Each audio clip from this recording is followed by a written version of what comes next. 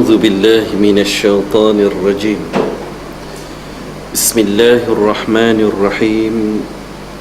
السلام الله عليكم ورحمته وبركاته.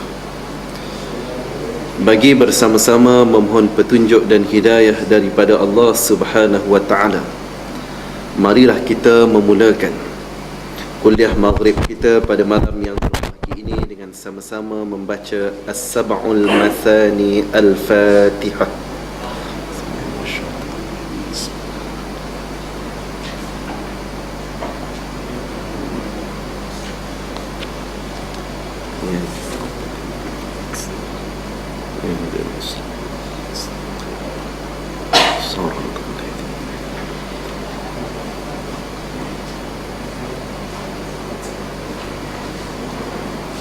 الحمد لله رب العالمين، نحمده ونستعينه ونستودعه ونستغفره، ونعوذ بالله من شرور أنفسنا وسيئات أعمالنا، إنه من يهده الله فلا مضل له، ومن يضلل فلن تجد له وليا مرشدا.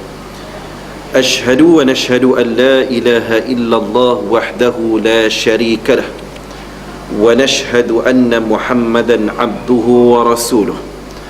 اللهم صل على سيدنا محمد وعلى آله وأصحابه الكرام. فأما بعد. Yang dihormati Tuan Imam Al-Fadhil Ustaz Sayuti serta seluruh jawatan kuasa masjid, tuan-tuan guru, ustaz-ustaz, ustazah-ustazah, tuan-tuan haji, puan-puan hajah, tuan-tuan, puan-puan muslimin dan muslimat, sidang hadirin dan hadirat yang bersama-sama memakmurkan majlis ini. Alhamdulillah, kita bersyukur kehadrat Allah Subhanahu wa ta'ala.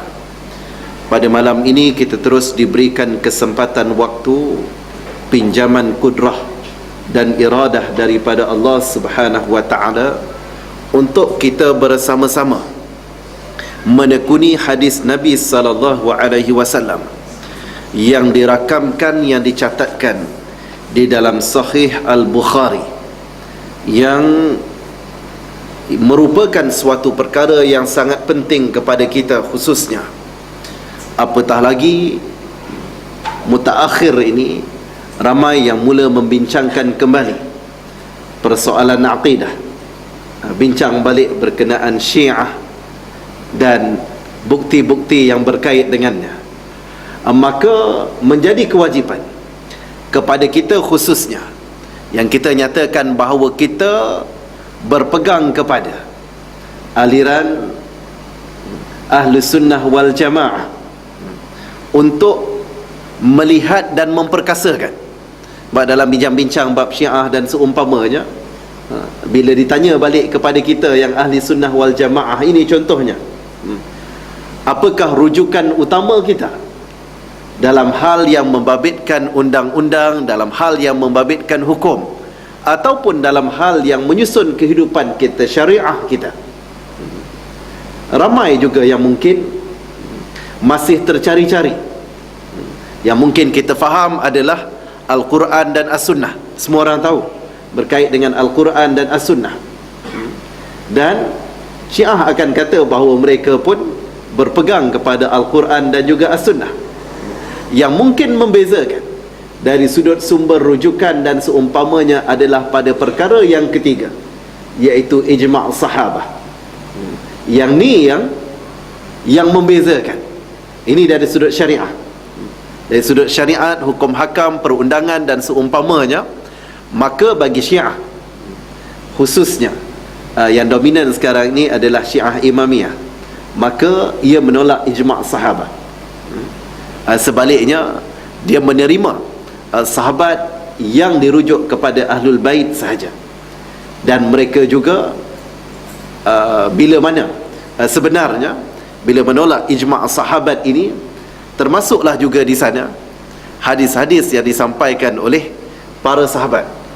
Dengan sebab itu kita tidak pelik kalau pada rujukan dan juga apa yang dipegang oleh Syiah dia ada pelbagai hadis-hadis yang lain. Malah ada yang menyebut bahawa mereka ada ayat-ayat Quran yang lain yang berbeza dengan apa yang dipegang dan kita pelajari pada hari ini. Namun begitu, perbahasan yang panjang berkenaan Syiah dan juga Sunni ini, dia bukan suatu perkara yang very straightforward. Maknanya dia ada perbincangan-perbincangan yang di sana, sehingga di peringkat para sarjana Islam ini sendiri pun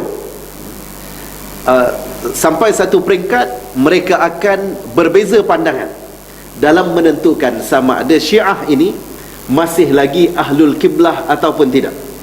Maknanya masih lagi mereka bersetuju ada perkara-perkara yang dipersetujui sebagai menyesatkan, ada perkara-perkara yang sepatutnya ditegah dan disanggah. Termasuklah antaranya mencela dan mencerca sebahagian daripada para sahabat, termasuklah sahabat yang besar.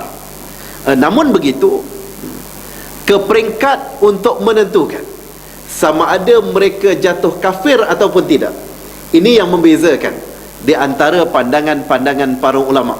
Dengan sebab itu, perbahasan berkenaan Sunni dan Syiah ini bukan suatu perkara yang baru, tetapi suatu perkara yang sekira-kira zaman Imam Ghazali telah timbul, sehingga Imam Ghazali pernah mengeluarkan statement yang tegas berkenaan Ar-Rafidah. Tapi Ar-Rafidah ini adalah dirujuk kepada Syiah yang menolak dan mengkafirkan sahabat, manakala di sana ada juga kelompok-kelompok Syiah yang tertentu yang tidak sampai ke peringkat mengkafirkan para sahabat dan seumpamanya. Maka dengan sebab itu, muslimin dan muslimat sidang hadirin dan hadirat yang dikasihi sekalian, saya berpandangan ia merupakan suatu wake up call juga kepada kita yang sama-sama Sunni ini. Tak ada Syiah kat sini. Kita yang sama-sama Sunni ini, untuk kita sama-sama memperkasakan pengetahuan kita. Sebab ada disebut bahawa orang Syiah sangat komited mengajarkan anak-anak mereka untuk berpegang kepada Syiah yang dimiliki. Maknanya kalau kat Iran sana, dia akan ada Sunni pun ada juga di Iran, terutamanya di bahagian selatan. Dia ada beberapa tempat yang memang ramai di kalangan penduduknya adalah Sunni. Tapi selain daripada Syiah yang tegar ini adalah golongan yang menentang mereka, iaitu golongan sekular. Kalau kita nak bahas bab akidah, sebenarnya bukan setakat Sunni Syiah sahaja, tetapi kita juga perlu untuk melihat perkara-perkara yang lain yang juga bukan setakat tolak sahabat, bukan setakat tolak sebahagian daripada hadis Nabi SAW, tapi ada juga sebahagian Amin, Aminah, Ahmad, Muhammad yang menolak Al-Quran, sama ada sebahagian ataupun keseluruhannya. Malah kita tidak pelik kalau kedengaran ada yang menyebut bahawa hal-hal yang berkait dengan agama ini merupakan perkara yang bersifat private, perkara yang bersifat peribadi, tak ada kaitan dengan urusan-urusan duniawi ataupun seumpamanya. Maka ini golongan yang berpegang kepada pandangan sekular, walaupun ada pula mutaakhir ni yang cuba redefine sekular ni sebenarnya terima Islam juga.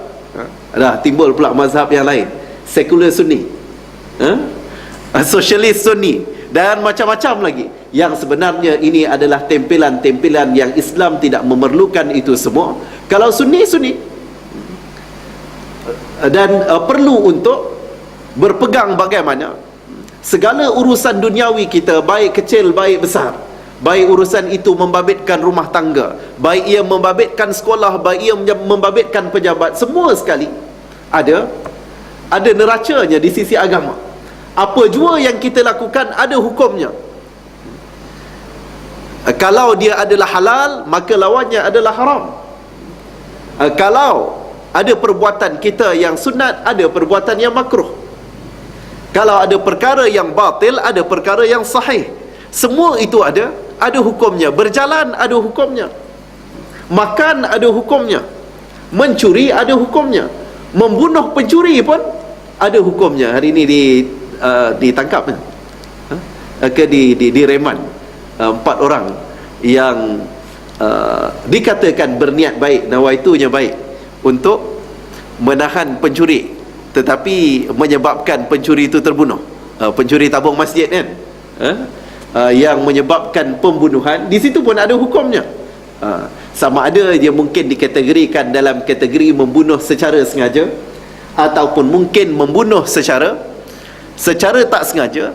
Dia nak tahan ke dia cuba untuk belasah ke. Biasa-biasa belasah ni tak mati, tiba-tiba mati. Mungkin juga mamat yang mencuri itu sedang dalam keadaan yang uzur ke apa, desperate untuk dapatkan duit ataupun seumpamanya, tapi semua akan ada hukum.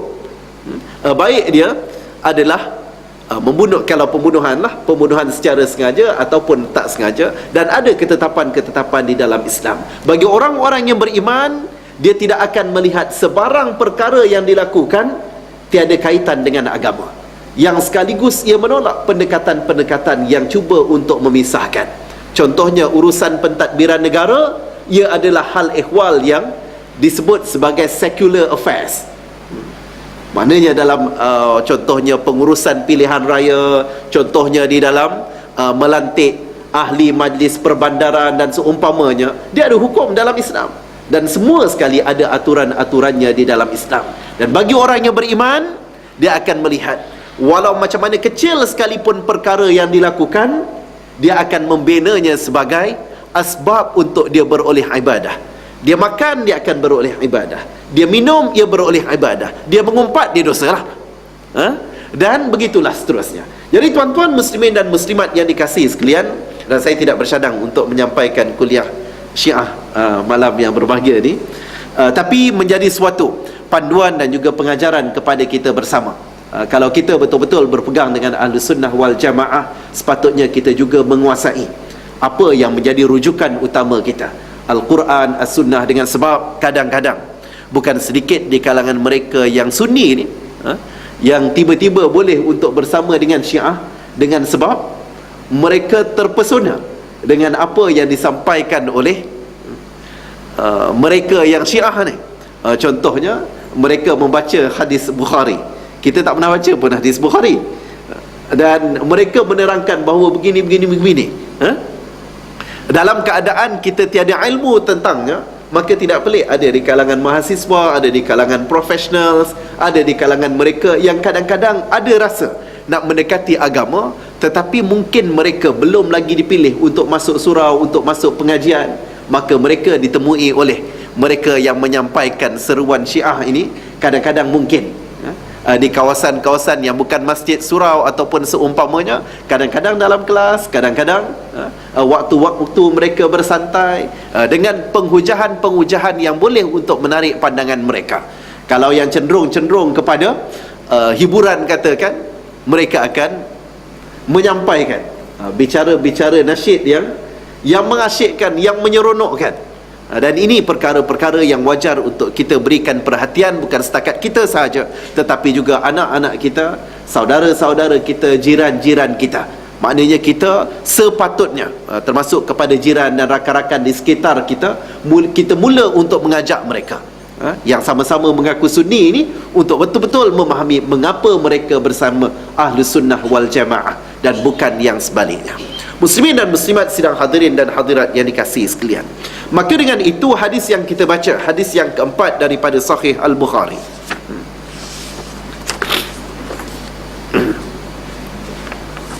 Hadis yang keempat ni saya kira kita habiskan sikit lagi, sebab kita baca hari itu hampir habis, tetapi bahagian yang last sekali.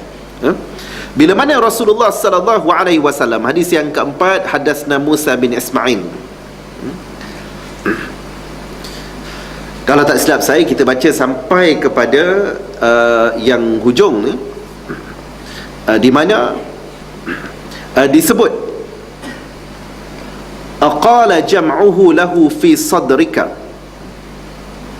wa taqra'ahu fa idza qara'nahu fattabi' qur'anah qala fastami' lahu wa ansit summa inna 'alaina bayanah thumma inna alaina an taqra'ahu fakana Rasulullah sallallahu alaihi wasallam ba'da dhalika idza atahu Jibril istama'a fa idza intalaqa Jibril qara'ahu an-nabiy sallallahu alaihi wasallam kama qara'ah atau kama qala sallallahu alaihi wasallam.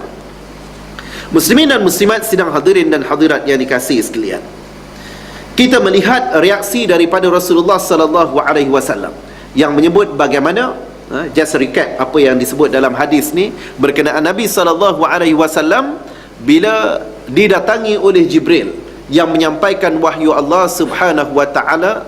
Nabi Muhammad kelihatan cuba untuk menggerakkan lidahnya. Maka apa yang nak diberikan penekanan di sini, apa yang cuba untuk disampaikan dan juga disampaikan nasihat kepada Nabi Muhammad sallallahu alaihi wasallam di sini adalah bagaimana adab yang terbaik dan cara yang terbaik untuk memperolehi ilmu, terutamanya bila membincangkan berkenaan Al-Quran dan As-Sunnah, ataupun yang disebut juga sebagai ilmu wahyu.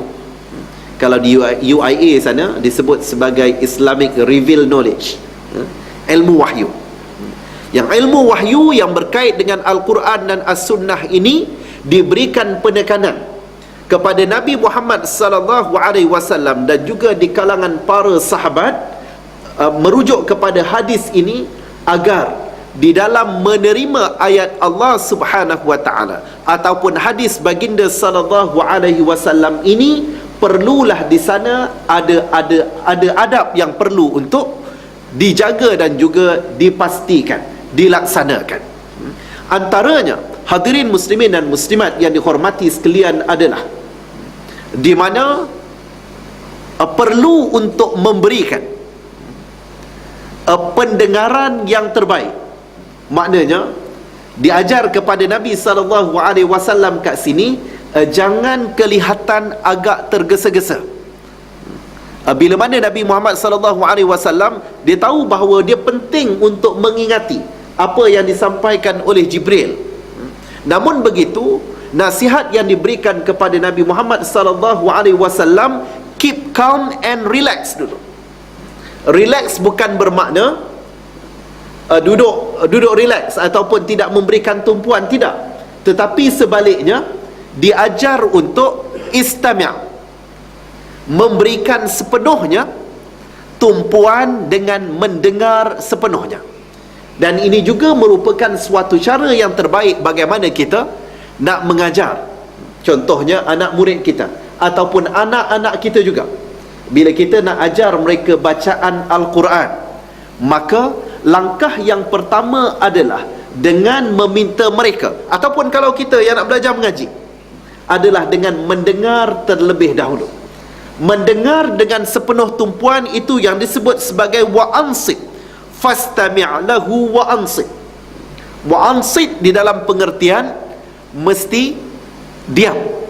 Maknanya dengar dengan sepenuh tumpuan dan penuh perhatian dan tidak melakukan apa-apa perkara yang menyebabkan keluarnya suara ataupun berlaku suasana yang mengganggu tumpuan orang lain.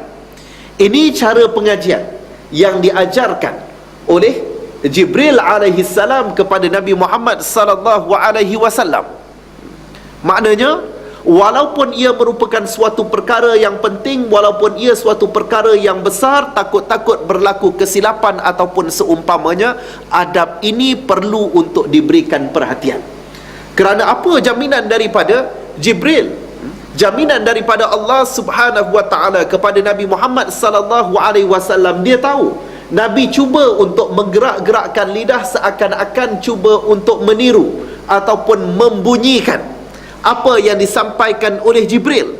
Tetapi kata Jibril, bila mana diberikan nasihat kepada Nabi Muhammad sallallahu alaihi wasallam di sini, lebih baik untuk dengar dahulu dan yakinlah dengan cara kita yang betul, dengan cara Nabi Muhammad sallallahu alaihi wasallam cuba untuk memperoleh wahyu itu, Allah Subhanahu wa taala akan jam'ahu, akan menghimpunkannya dan menetapkan di dalam hati Nabi Muhammad sallallahu alaihi wasallam. Maka ini yang wajar untuk difahami bagi kita yang cuba untuk mendapatkan ilmu Allah Subhanahu wa ta'ala. Sebab kadang-kadang ramai di kalangan umat akhir zaman melihat bahawa untuk kita menguasai suatu ilmu adalah dengan usaha kita semata-mata. Tetapi sebaliknya, yang menentukan sama ada ilmu itu benar-benar menetap di dalam jiwa kita, yang memberikan kita nak hafal Al-Quran, memang kita praktis, kita akan ulang dan ulang dan ulang dan ulang. Tetapi jangan sesekali menyandarkan kepada bahawa dengan kita mengulang itu kita akan memperoleh ilmu. Itu adalah usaha kita. Sebaliknya yang menentukan adalah Allah Subhanahu wa ta'ala. Dengan sebab tu tuan-tuan muslimin dan muslimat, kadang-kadang walaupun kita seorang yang mempunyai IQ yang cukup tinggi, kita seorang hafiz, kita seorang yang mudah ingat apa-apa yang dipelajari, tapi kalau Allah Subhanahu wa ta'ala nak uji kita dengan blank sekejap, kita boleh lost semua data kita boleh lost. Dengan sebab ilmu ini adalah apa yang disebut sebagai nur oleh Imam Syafi'i, menyebut bahawa ia merupakan nur. Wa nurullah la yuhda lil 'asi, atau kama qala sallallahu alaihi wasallam. Kata Imam Syafi'i, bukan hadis ya. Wa nurullah la yuhda lil 'asi. Jadi sahabat-sahabat muslimin dan muslimat sidang hadirin dan hadirat yang dikasihi sekalian, maknanya di sana kita perlu ada usaha. Dan usahanya tadi termasuklah apa yang dilakukan oleh Rasulullah sallallahu alaihi wasallam adalah dengan mendengar dengan penuh tumpuan. Dengan penuh tumpuan, diam, dan dalam masa yang sama bila mana telah selesai seorang guru, contohnya guru Al-Quran, menamatkan bacaannya, maka pada ketika itu apa yang disebut di sini, fa idzan talaqa Jibril, bila mana Jibril dah berhenti membacakan wahyu yang diturunkan oleh Allah Subhanahu wa ta'ala kepada Nabi Muhammad, maka pada ketika itu qara'ahu an-nabiy sallallahu alaihi wasallam kama qara'ah. Ini adabnya. Maknanya bila mana seorang guru itu telah selesai membacakan satu ayat, telah selesai membacakan hadis contohnya, maka pada ketika itu adalah dibenarkan. Maknanya di sana wajar untuk mohon permission daripada guru, terutamanya bila kita mengaji one by one, seorang dengan seorang ni, maka kita perlu ada rasa hormat kepada guru kita. Jadi tuan-tuan muslimin dan muslimat sidang hadirin dan hadirat yang dikasihi sekalian, ini juga merupakan suatu perkara, walaupun hari ini macam-macam kita boleh rekod kan, kita boleh jumpa senarai ceramah Ustaz Azhar Idrus dalam YouTube katakan. Kita boleh kalau kita nak belajar mengaji, katakan syekh daripada Arab Saudi, daripada Mesir dan macam-macam lagi. Walau macam mana sekalipun, adab perlu untuk dijaga. Antara lainnya, terutamanya bila kita nak belajar Al-Quran ataupun hadis Nabi sallallahu alaihi wasallam, khususnya Al-Quran. Bila Al-Quran, walaupun kita belajar dengan kaset, walaupun kita belajar dengan macam mana alat yang tercanggih macam mana sekalipun, adalah sangat beradab sekiranya kita, contohnya kita berwuduk dahulu, kemudian kita pastikan kita berpakaian yang sempurna, macam kita pergi masjid, pergi surau jugalah. Tidaklah dengan mentang-mentang kita just dengar daripada komputer, daripada YouTube ataupun seumpamanya, maka kita just pakai kain sarung je. Maknanya di sana ada perkara yang berkait dengan adab, kerana adab ini juga turut mempengaruhi bagaimana ilmu itu memberikan kesan ataupun tidak ke dalam jiwa kita. Dengan sebab yang akan melontarkan, yang akan menyematkan, yang akan memasukkan ilmu itu ke dalam jiwa kita adalah Allah Subhanahu wa ta'ala. Maka dengan cara kita yang terbaik, dengan adab kita yang terbaik, mudah-mudahan usaha kita yang bersungguh-sungguh itu, Allah akan tetapkan ilmu kita di dalam jiwa kita. Sebab tu muslimin dan muslimat sidang hadirin dan hadirat yang dikasihi sekalian, kita perlu memberikan perhatian kepada apa yang disebut sebagai barakatul ilm. Sebab tu kadang-kadang kita rasa terkejut juga.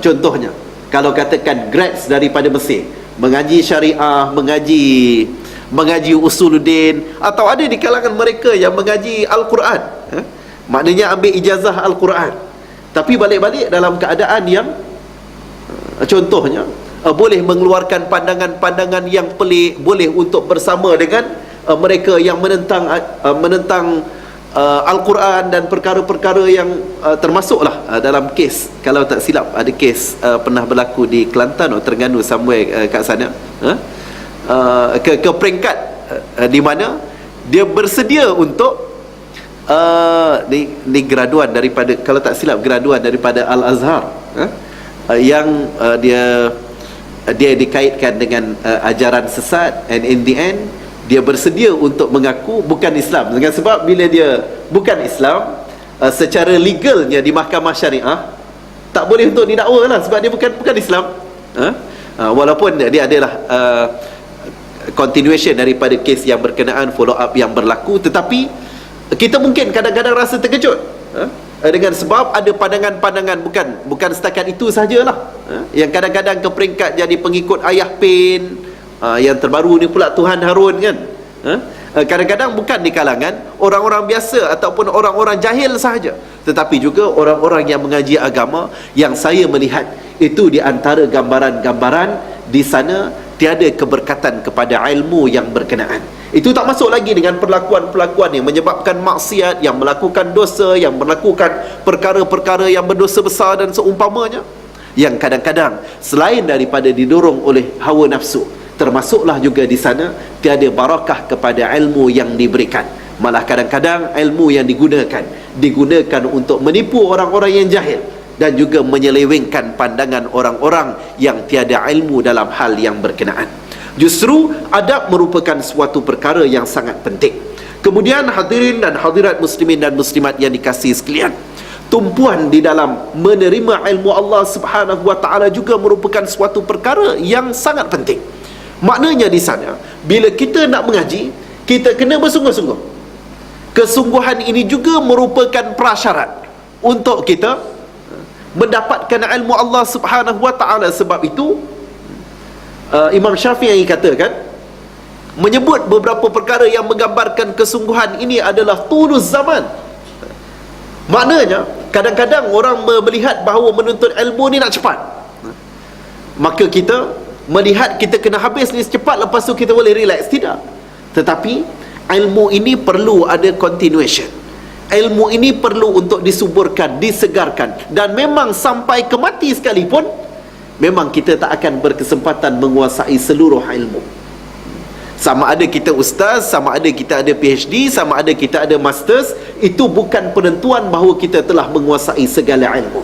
Malah bagi mereka yang betul-betul mengaji ilmu ini, walaupun ia telah bergelar ustaz, walaupun dia mungkin dianggap sebagai tok guru sekalipun, lagi banyak dia menyampaikan, lagi banyak dia berasa tak tahu, lagi banyak dia rasa perlu untuk belajar daripada orang lain.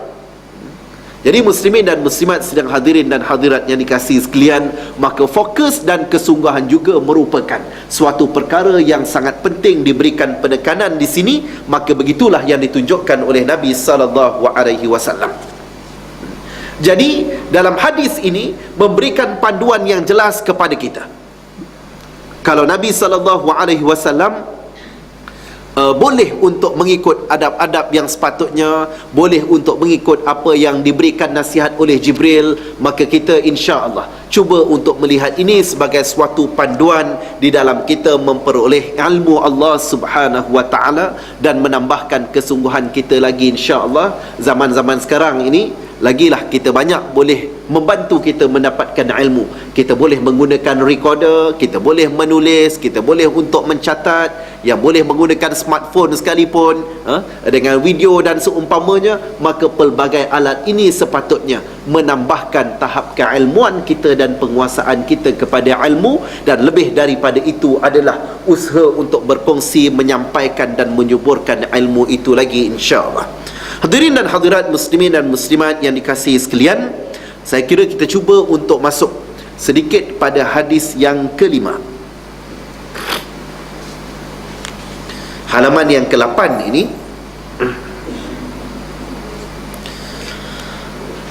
Haddatsana Abdan qala akhbarana Abdullah qala akhbarana Yunus an az-Zuhri wa haddatsana Bishr bin Muhammad qala akhbarana Abdullah qala akhbarana Yunus wa Ma'mar an az-Zuhri nahwahu qala akhbarani Ubaidullah ibn Abdillah an ibn Abbas qala kana Rasulullah sallallahu alaihi wasallam ajwadan nas wa kana ajwadu ma yakunu fi Ramadan hina yalqahu Jibril wa kana yalqahu fi kulli lailatin min Ramadan fayudarisuhu al-Quran fala Rasulullah sallallahu alaihi wasallam ajwadu bil khairi minar rihil mursalah atau kama qala sallallahu alaihi wasallam. Sebagaimana biasa, kita akan rujuk kalau sempat kita masuk kepada dua-dua bahagian. Kalau tak sempat, kita tengok kepada periwayatan hadis ini ataupun sanad hadis ini. Ini hadis yang kelima, ringkas sahaja sebenarnya. Kalau sempat kita cover semua. Hadis yang ke-6 dia agak panjang, 2-3 muka juga hadis yang ke-6 ni. Baiklah, kalau kita tengok kepada hadis ini, kita akan tengok di sini hadis ini dia menggunakan dua aliran sanad ataupun dua jalur sanad. Kira dua line penyampaian yang bersatu pada Abdullah. So kita tengok jalur yang pertama adalah Abdan ini adalah Abdullah bin Uthman al-Marwazi. Abdullah bin Uthman al-Marwazi ataupun panggilannya disebut sebagai Abdan. Qala, Bukhari mendapatkan hadis ini daripada Abdan. Qala akhbarana Abdullah. Abdullah ini adalah Abdullah bin al-Mubarak, Abdullah ibn al-Mubarak. Manakala pada line yang kedua,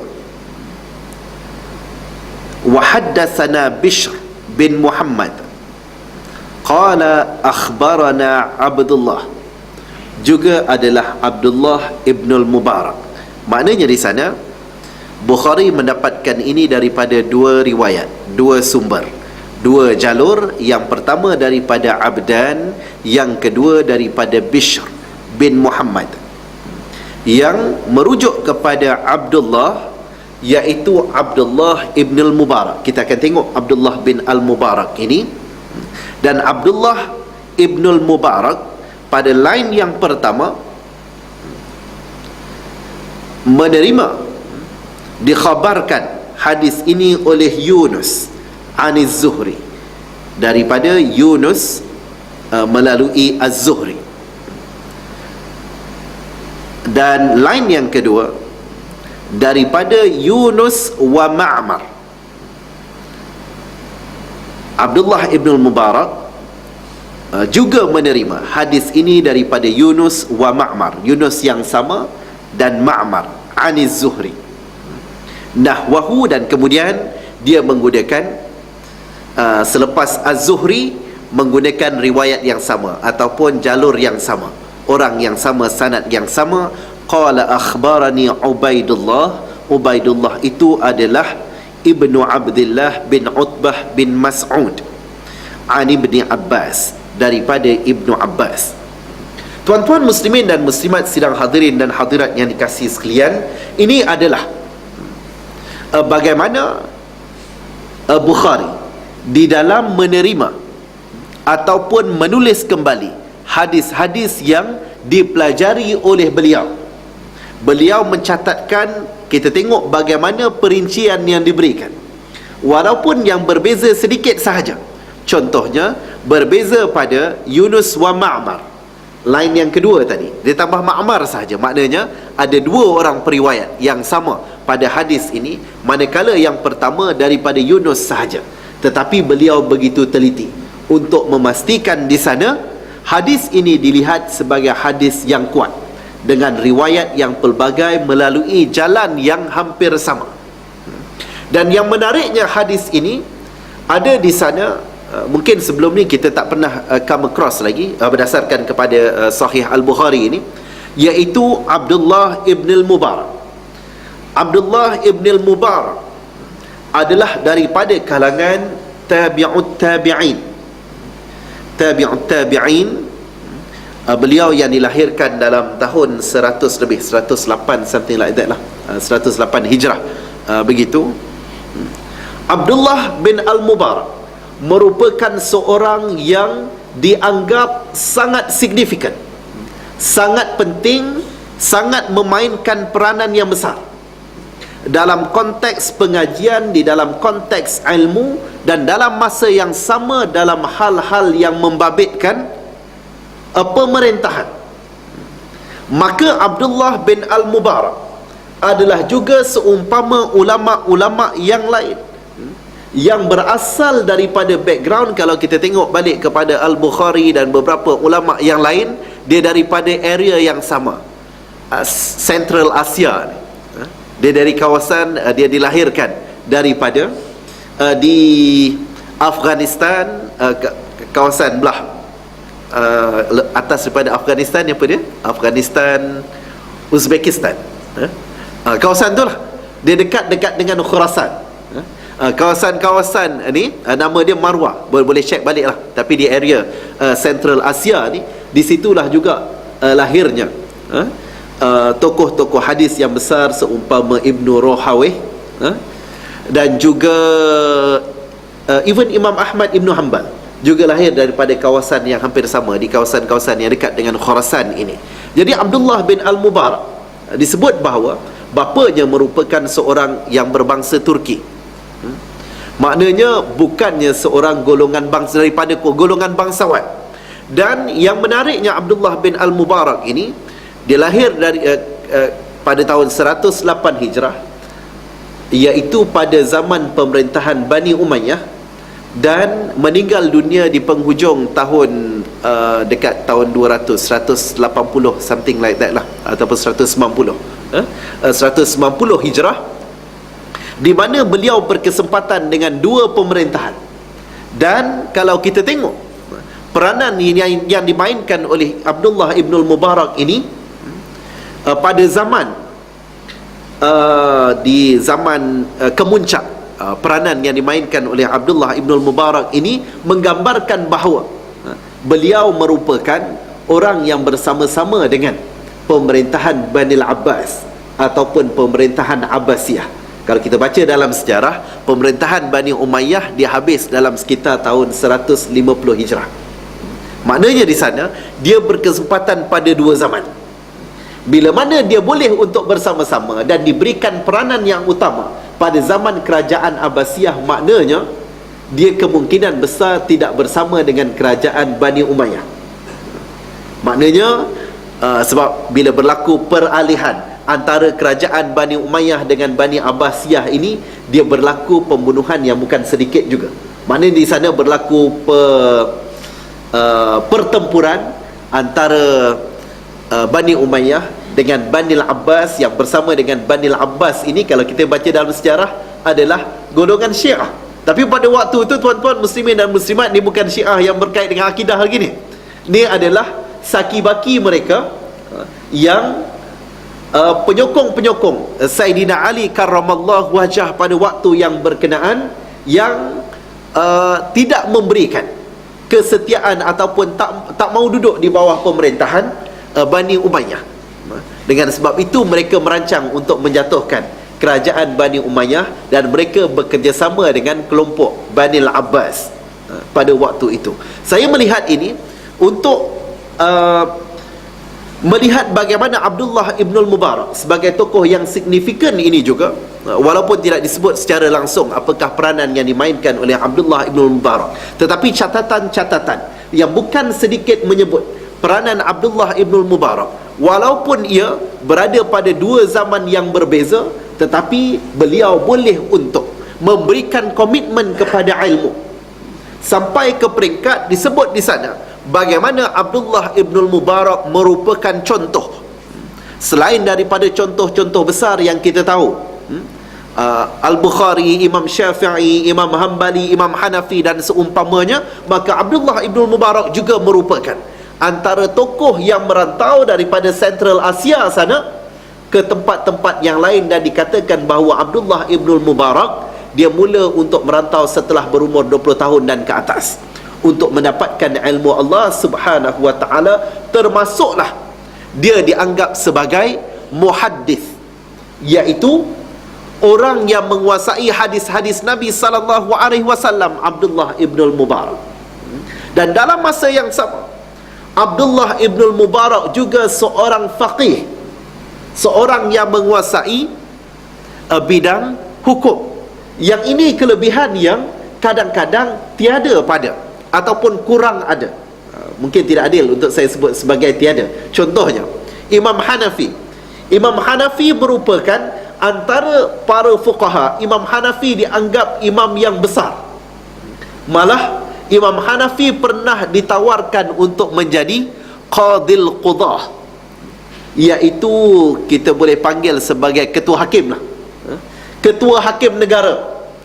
Tetapi Imam Hanafi menolak atas sebab-sebab yang tertentu, dan kemudian ditawarkan kepada anak murid dia selepas daripada itu, iaitu Imam Abi Yusuf.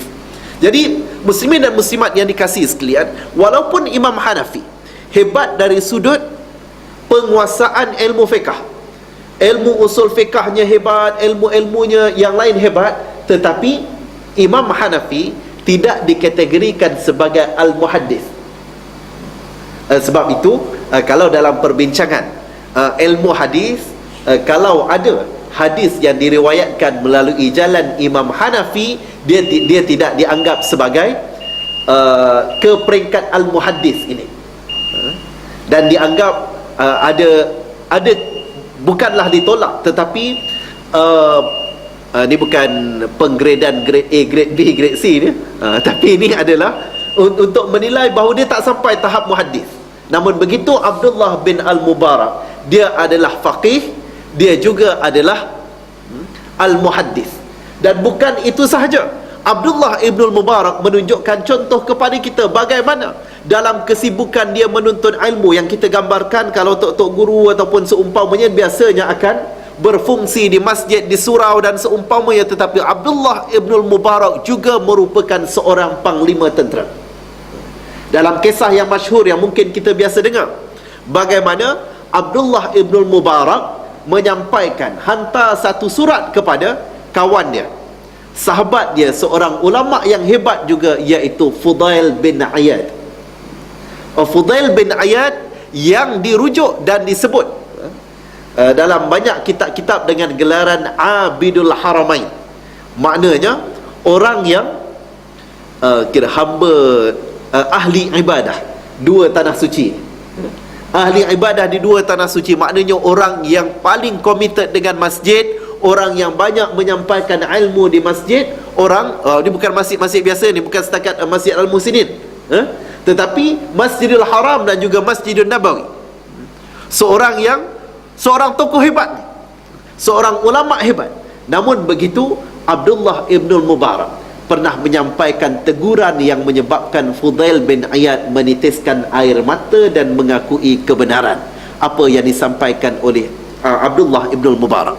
Pada ketika itu dikatakan bahawa Abdullah ibn Mubarak sedang menjaga ribat, satu ribat. Ribat ni kita boleh panggil sebagai army station. Dia dalam konteks defense pada zaman kerajaan Abbasiyah ni, dia ada sistem ribat. Dia ada batalion satu kat sini, batalion dua, maka dia kena jaga di kawasan Tarsus. Tarsus ni adalah satu tempat yang berada di antara pada waktu itu border di antara Empire Muslim dan juga Byzantine. Sekarang ni Tarsus ni kalau tak silap adalah sebahagian daripada Turki. Ada yang menyebut dia bahagian selatan Turki, tapi bukan bahagian pantai, bahagian tengah.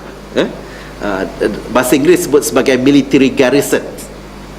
Jadi di Tarsus ini, ketika mana Abdullah ibn Mubarak bersama dengan tentera-tentera Islam berjuang untuk bertempur berdepan dengan tentera-tentera Rom, maka Abdullah ibn Mubarak tulis satu surat kepada Fudail bin Iyad yang menyebut antara lain, "Lau absartana la'alimta annaka fil ibadati tal'abu."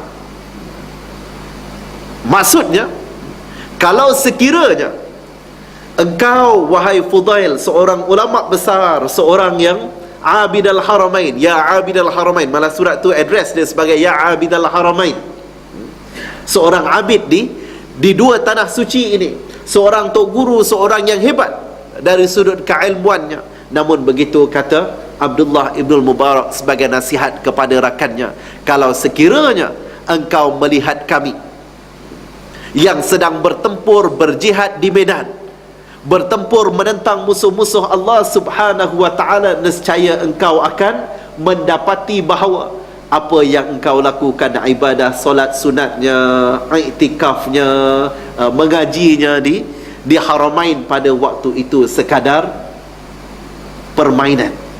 Maknanya main-main je. Ini teguran antara ulama dengan ulama. Ini bukan Aminur Rashid ni Abdullah ibn Mubarak punya teguran. Kerana pada waktu itu Abdullah ibn Mubarak melihat bahawa kewajipan untuk bertempur menentang musuh-musuh Allah subhanahu wa ta'ala itu adalah lebih utama berbanding dengan sekadar menghidupkan masjid-masjid pada waktu itu.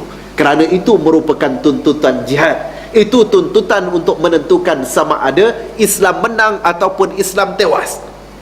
Yang akhirnya dia panjang dia punya syair, sebab Abdullah ibn Mubarak selain daripada faqih, selain daripada muhaddis, dia juga adalah seorang pakar bahasa, malah dianggap sebagai pemuisi, orang yang pandai, cantik bahasa dia. Disambung lagi dengan teguran, ketika mana engkau mengalirkan air matamu, wahai Fudail bin Iyad, di tanah suci ini. Kita pun boleh gambarkan, kita pergi ke Mekah, kita pergi buat umrah, kita pergi buat haji kan, dia adalah waktu-waktu yang sangat emosional, sangat sentimental. Namun begitu, dia tegur, walaupun ketika mana engkau mengalirkan air mata di pipimu, maknanya mengalir air mata kesedihan, melakukan ibadah. Ini bukan berkaraoke ni, beribadah kepada Allah subhanahu wa ta'ala. Namun begitu, kata Abdullah ibn Mubarak, tengkuk-tengkuk kami sedang mengalir padanya darah-darah. Nak menggambarkan bagaimana keutamaan yang wajar diberikan, even kepada tok-tok guru, even kepada mereka yang rajin ke masjid, rajin ke surau ataupun seumpamanya. Ini tuntutan perjuangan itu adalah tuntutan yang amat besar. Bila mana habis Fudail bin Iyad baca surat daripada Abdullah ibn Mubarak ini, maka Fudail bin Iyad mengalirkan air matanya dan mengakui. Ada yang menyebut bahawa yang sampaikan surat ni Al-Marwazi.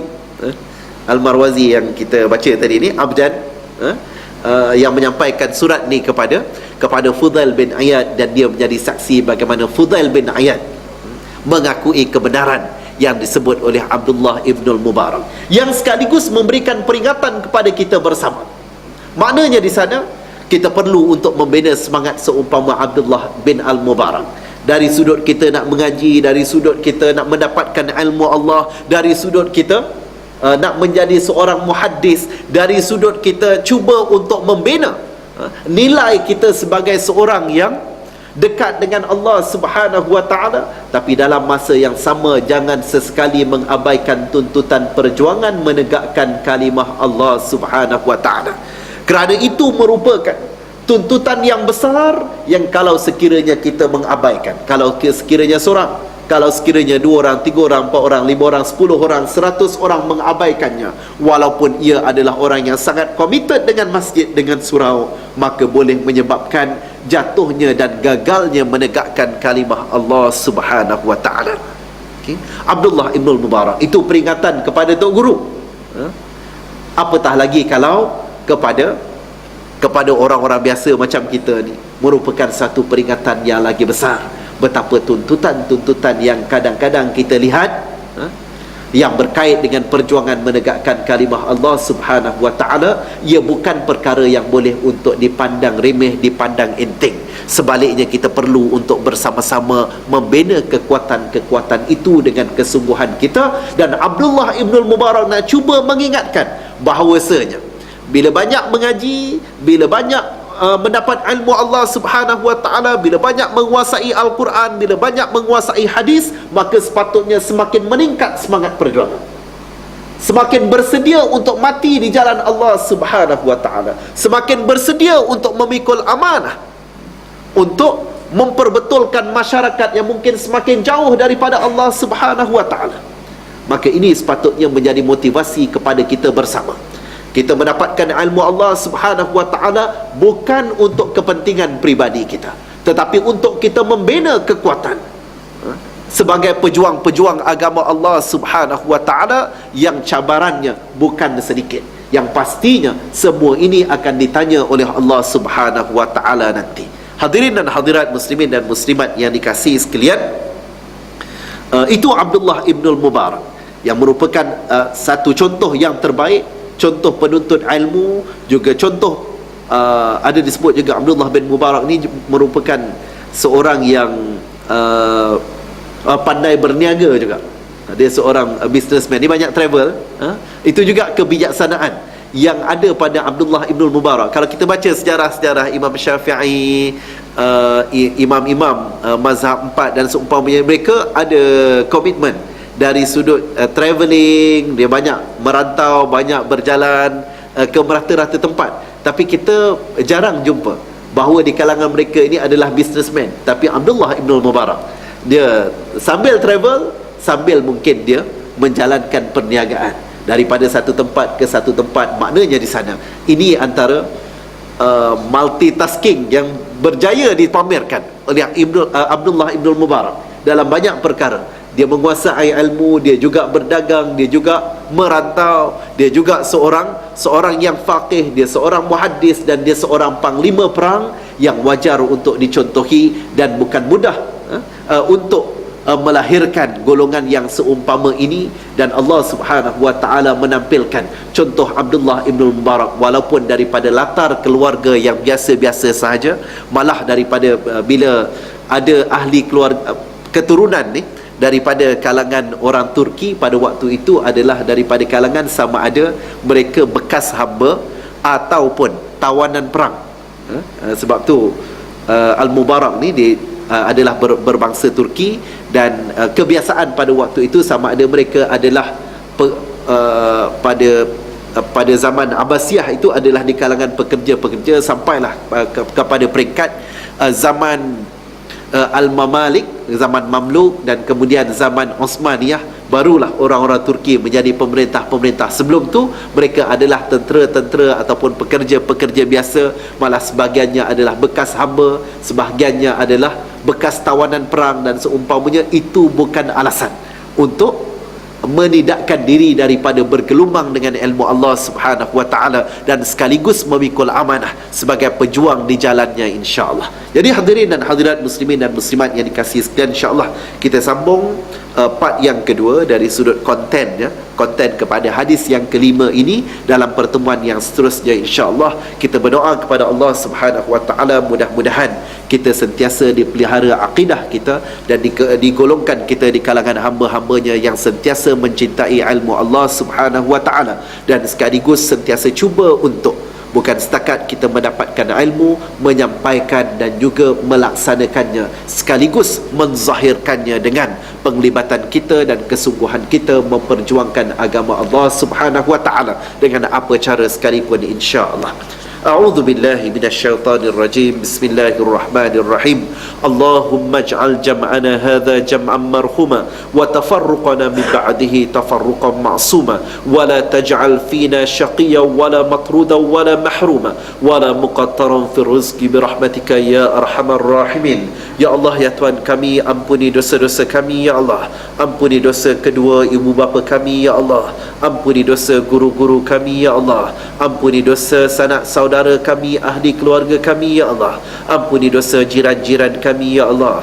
Ya Allah, ya Tuhan kami, jadikan kami hamba-hamba-Mu yang saleh dan salehah ya Allah. Hidupkan kami dengan Islam, matikan kami dengan Islam ya Allah. Hidupkan kami dengan iman, matikan kami dengan iman ya Allah. Ya Allah, teguhkan akidah kami ya Allah dengan keyakinan terhadap-Mu ya Allah. Memperjuangkan sunnah-Mu ya Allah. Memperjuangkan sumber perundangan yang diiktiraf oleh-Mu ya Allah. Ya Allah, ya Rahman, ya Rahim, ya Dzal Jalali wal Ikram. Jadikan kami hamba-hamba-Mu yang sentiasa mencintai ilmu di sisi-Mu ya Allah. Ya Allah, ya Rahman, ya Rahim, ya Dzal Jalali wal Ikram. Bantulah saudara-saudara seakidah kami ya Allah yang sedang diuji di Syria ya Allah, yang sedang dizalimi di Palestin ya Allah, di Gaza ya Allah, di Mesir ya Allah. Bantulah saudara-saudara kami ya Allah. Berikan mereka ketahanan dan ketabahan ya Allah. Berikan mereka pertolongan ya Allah dalam menghadapi musim dingin yang bersangatan sejuknya ya Allah. Ya Allah, ya Rahman, ya Rahim, ya Dzal Jalali wal Ikram. Hancurkanlah pakatan kezaliman ya Allah di mana sahaja mereka berada ya Allah. Hancurkanlah mereka yang melakukan kezaliman dan penganiayaan kepada golongan yang lemah ya Allah di mana sahaja mereka berada ya Allah. Ya Allah, ya Rahman, ya Rahim. Jadikan kami di kalangan mereka yang memperjuangkan agama-Mu ya Allah di mana sahaja kami berada ya Allah. Ya Allah, kami lemah dan serba kekurangan ya Allah. Justru pinjamkan kekuatan kepada kami ya Allah untuk membantu agama-Mu ya Allah, untuk istiqamah di atas jalan-Mu ya Allah, untuk menghidupkan rumah-rumah-Mu ya Allah. Ya Allah, ya Rahman, ya Rahim, ya Dzal Jalali wal Ikram. Rabbana afrigh alaina sabra wa thabbit aqdamana wansurna 'alal qaumil kafirin wansurna 'alal qaumil fasiqin wansurna 'alal qaumil zalimin wansurna 'alal qaumil munafiqin. Wa sallallahu ala sayyidina Muhammad wa ala alihi wa sahbihi wa sallam walhamdulillahi rabbil alamin. أقول قولي هذا وأستغفر الله العظيم لي ولكم وبالله الهداية والتوفيق والسلام عليكم ورحمة الله وبركاته. Kita tangguhkan dengan sama-sama membaca tasbih kafarah dan surah Al-Asr.